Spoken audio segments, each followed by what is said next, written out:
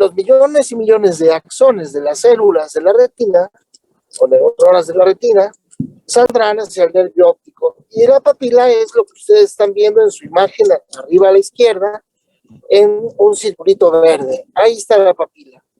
Entonces, cada célula de la retina está formada como cualquier neurona con su cuerpo neuronal o soma, su membrana neuronal y su citoplasma como la imagen central.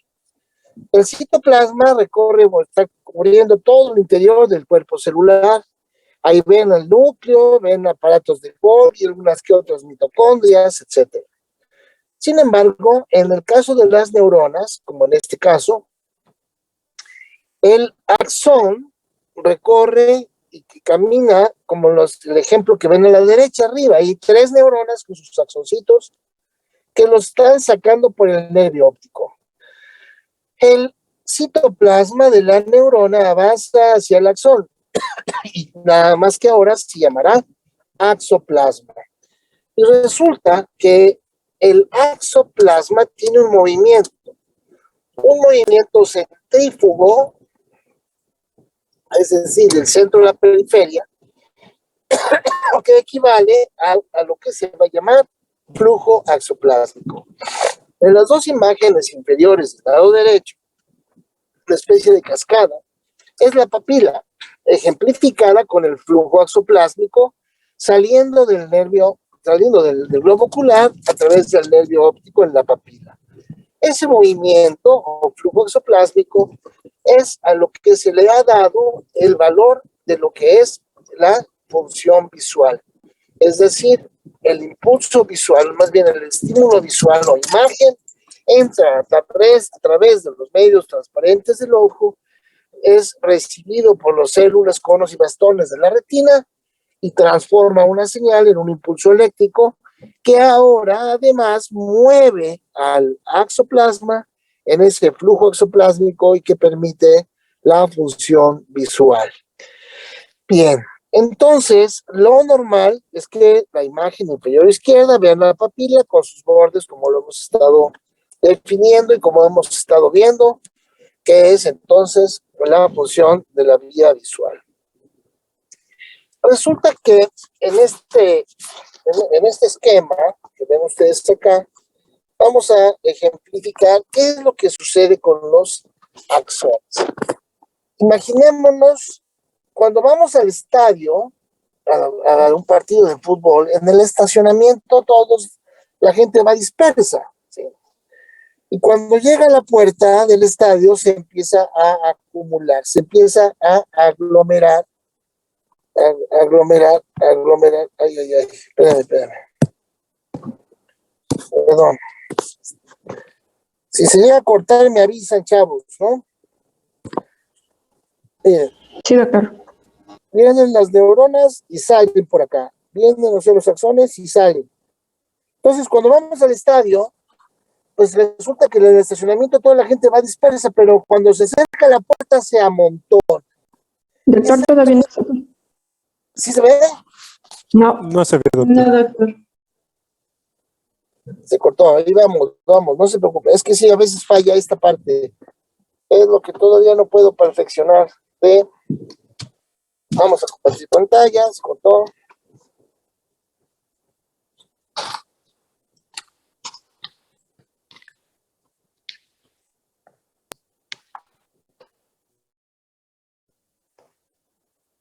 Ahora sí. Ya se ve, doctor.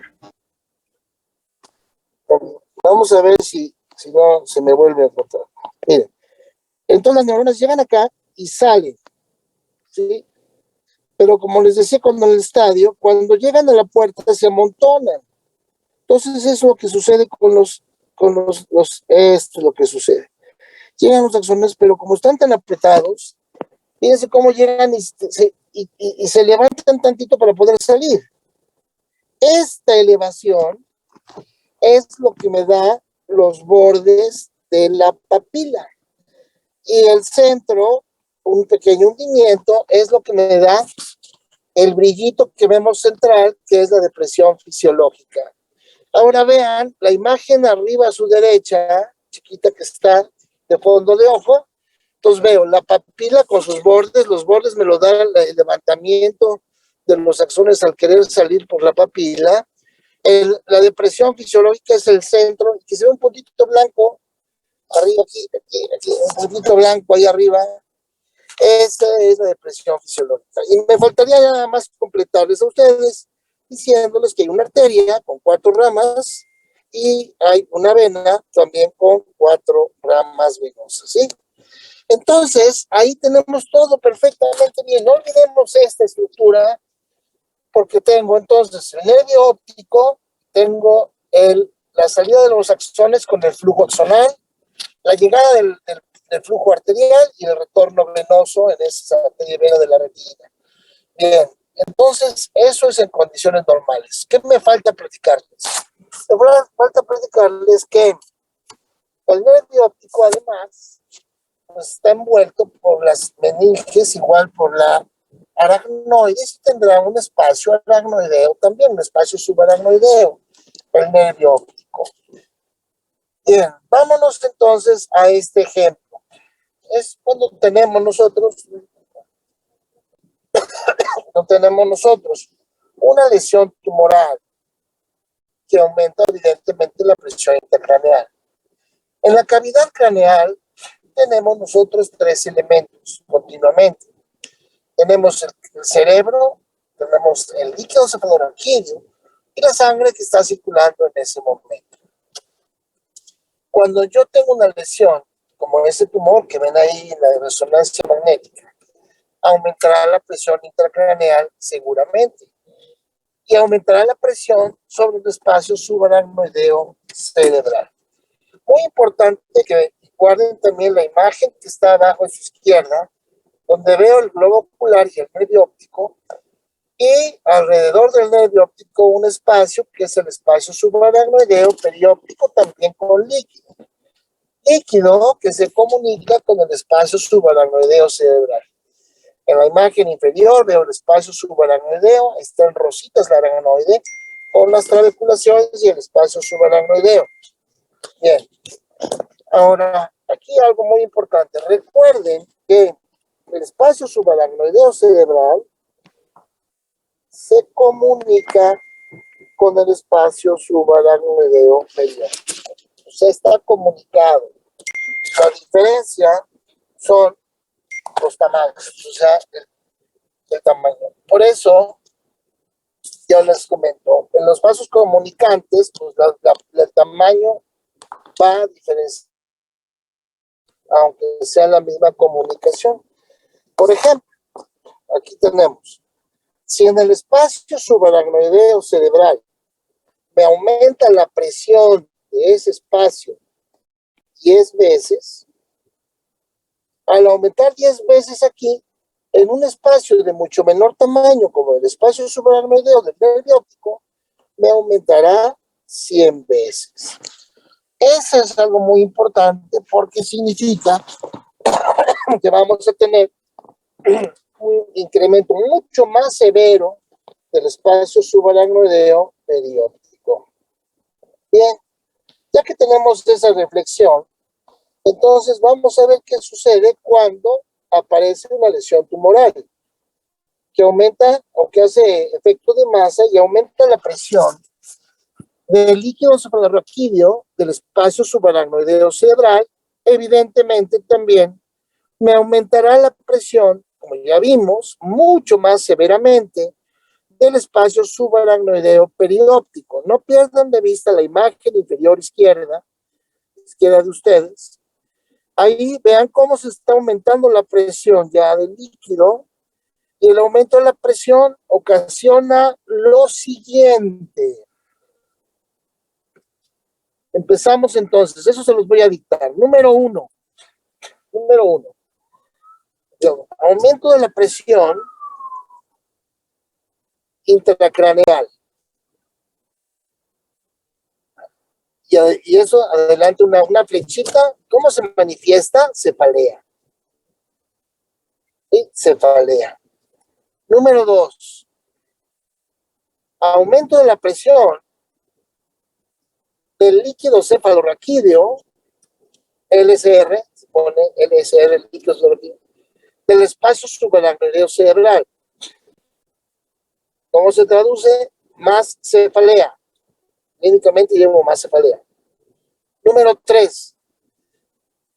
Aumento de la presión del líquido cefalorraquídeo del espacio subaracnoideo perióptico. ¿Cómo se traduce? Compresión del nervio óptico, disminución del flujo axoplásmico. Clínicamente, una flechita es disminución de la agudeza visual. Doctor, ¿podrías repetir lo último, por favor? Sí. Me quedé en cefalea, ¿no? Luego, aumento de la presión del líquido cefalorraquídeo del espacio subaracnoideo perióptico, que ocasiona compresión del nervio óptico y disminución del flujo axonal, que se traduce clínicamente en visión borrosa. El paciente empieza a tener disminución de la agudeza visual. ¿Sí? Ahí vamos bien, ¿no? Disminución de la agudeza visual. Ok. Entonces nos vamos les repito, desde la compresión, desde el aumento de la presión del espacio subaracnoideo perióptico, que sigue compresión del nervio óptico, disminución del flujo axonal, disminución de la agudeza visual. Siguiente paso. Acuérdense que tengo la arteria y la vena. Pues, yo soy la arteria. Y yo soy la vena. Entonces, ¿qué sigue? El siguiente punto. Disminución del retorno venoso. La potencia de la sangre arterial sigue llevando sangre al interior del ojo, pero el retorno venoso no es suficiente en su potencia, y entonces viene disminución del retorno venoso. Congestión de los vasos retinianos. Y la congestión de los vasos retinianos produce extravasación sanguínea. ¿Qué cosa es lo que se sale de los vasos sanguíneos? No se salen ni los glóbulos rojos, ni los blancos, ni las plaquetas. Se sale el agua. Y eso es edema. Entonces, el agua que se va saliendo, fíjense, empieza ahí a acumularse donde le estoy pintando abajo. Empieza a acumularse. Y eso va a hacer que se borren los bordes de la papila. Lo que van a ver ahí en su imagen del lado derecho abajo, pues empiezan a borrar los bordes porque hay extravasación de agua por la congestión de los vasos, por disminución del retorno venoso. Y eso se traduce con más disminución de la agudeza visual. ¿Qué sigue? Lo que sigue ya entonces es una interrupción del flujo arterial. Ya también se interrumpe el flujo arterial, lo que va a provocar isquemia y muerte neuronal en la retina. ¿Sí quedó claro todo esto que vimos ahorita? Doctor, perdón, cuando dijo que se borraban los bordes papilares, ¿disminuía aún más la agudeza visual? Sí, disminuye más, claro. Ok. ¿Y podría repetirlo? ¿Eh? Ah, que sí, podría repetir lo último que dijo que ya no le escuché. Lo último es, ya se disminuyó el retorno venoso, ya hubo congestión vascular, ya hubo salida de agua, o sea, edema, borramiento de las papilas, sigue disminuyendo la agudeza visual. Y después ya, como sigue aumentando la presión intracraneal y sigue aumentando la presión del nervio óptico, entonces viene disminución del flujo arterial. Ya tampoco pasa la sangre. Si disminuye el flujo arterial, entonces me da eso como resultado una isquemia. La isquemia o la falta de irrigación produce zonas de muerte o de necrosis. Entonces hay más muerte neuronal en la retina por falta de flujo sanguíneo y eso provoca una atrofia óptica, y ya será la irreversibilidad del caso.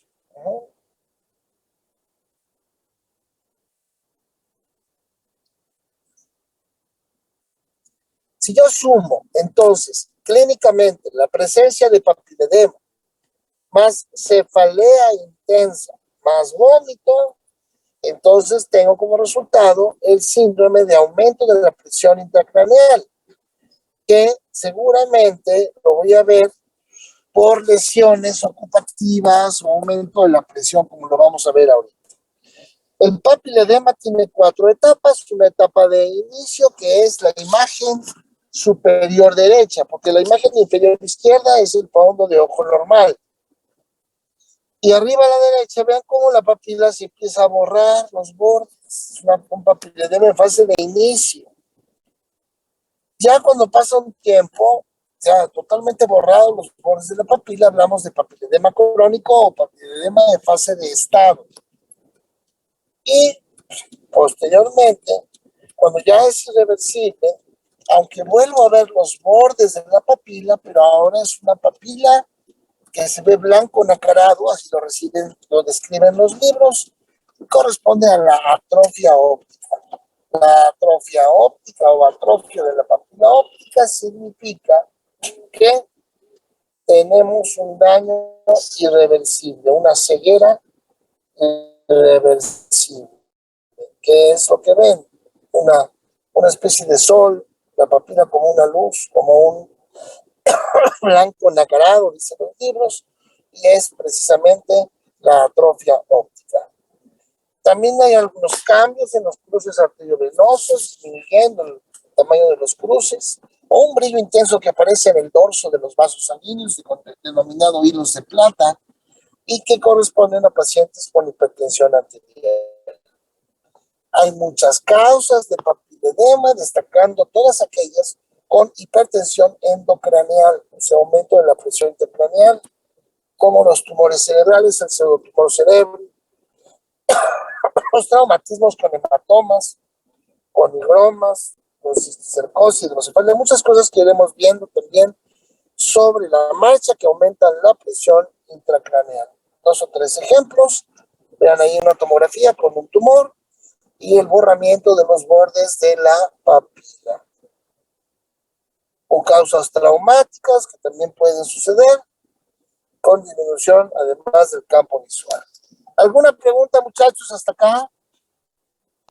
Yo sí, doctor. En el caso, por ejemplo, de cuando hay compresión del nervio óptico y disminuye la agudeza visual, ¿hasta ese punto sí es reversible? Hasta antes de que haya atrofia óptica, sí. Hasta antes de que haya atrofia. Una vez que haya atrofia óptica, ya no es reversible.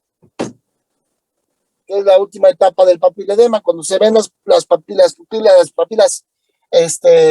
ya se llaman blanco nacarado o brillantes, lo que vimos en la última imagen. Ok, doctor, gracias.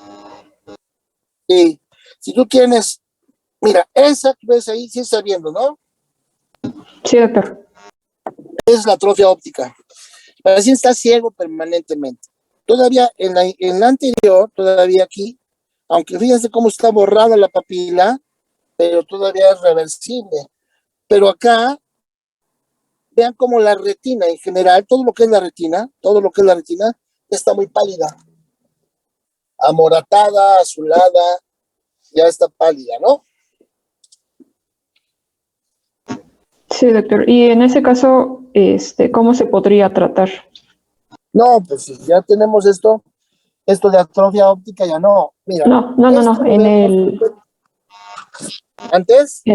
Ajá, antes, cuando todavía puede ser reversible. No, todavía se puede, depende de la causa. Mira, ahí, por ejemplo, ahí estamos viendo, déjame ver, hay una cirugía para drenar, ahí lo estamos viendo, una cirugía para drenar el líquido y disminuir la presión del nervio óptico. Pero, por ejemplo, depende de la causa. Si es un tumor, pues quitas el tumor. Si es hidrocefalia, pues te pones una válvula para bajar la presión de la hidrocefalia. Sí, es con el síndrome de hipertensión endocrinal hay que manejarlo porque es una urgencia neurológica. O sea, hay que quitarlo rápidamente el aumento de la presión, porque bueno, el papiledema nada más es en la parte inicial del aumento de la presión. Lo que sigue es que el paciente puede enclavarse porque se comprime el tallo cerebral por una hernia oncal o algo que vamos a ir viendo poco a poco, porque en el ejemplo que vamos a tener, en el siguiente tema, por ejemplo, en estado de coma, vamos a ver eso, también lo vamos a ver en el paciente con traumatismo craneoencefálico. Son los temas que siguen, que van a ver cómo vamos empatando todo lo que vamos diciendo. Depende de la causa, es el tratamiento. ¿Vale? Entendido, doctor, gracias. ¿Algo más, muchachos?